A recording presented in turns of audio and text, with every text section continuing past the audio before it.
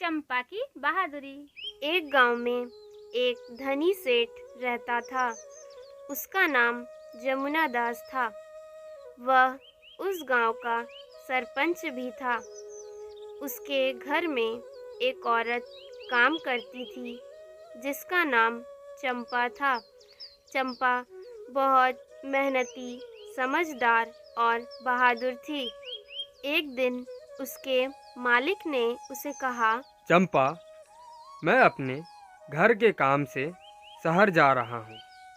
तुम्हारी जिम्मेदारी है कि गांव का ध्यान रखो, और हाँ, अगर कोई मुश्किल आए तो सच्चाई से और बहादुरी से उसका सामना करना। चंपा ने मालिक के आदेश को स्वीकार किया और उसका पालन किया। वह गांव का ध्यान रखते हुए सबकी मदद भी करती थी।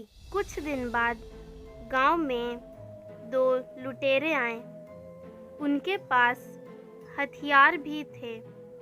वह लोगों को डरा रहे थे और उनसे पैसे भी मांग रहे थे।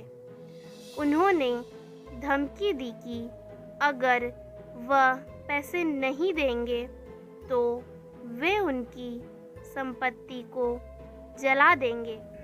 लोग डर कर उनकी मांग मान लेते, लेकिन जब लुटेरों ने चंपा से भी अपना सब कुछ देने को कहा तो चंपा ने बहादुरी के साथ उनसे कहा, ये सारे काम गलत है।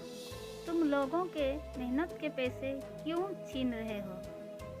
चंपा की इस बात का लुटेरों पर कोई असर नहीं पड़ा। उन्होंने चंपा को धन लेकर आने को कहा और दूसरों को लूटने में व्यस्त हो गए। तब चंपा ने मन ही मन सोचा, मेरे बात का तो इन पर कोई भी असर नहीं हो रहा है। लगता है कि अब मुझे ही कुछ करना होगा। यह सोचकर चंपा धन लेने के लिए घर के अंदर गई और चालाकी से उसने पुलिस को फोन कर दिया। कुछ समय बाद पुलिस आई और दोनों लुटेरों को पकड़ लिया। इसके बाद गांव में फिर से शांति और सुरक्षा का माहौल बना। लोग चंपा की बहादुरी और सच्चाई की प्रशंसा करने लगे। चंपा ने बहादुरी और धैर्य के बल पर दोनों लुटेरों को सबक सिखाया। इस कहानी से हमें यह सीखने को मिलता है कि कोई भी परेशानी सच्चाई, धैर्य और बहादुरी से हल की जा सकती है।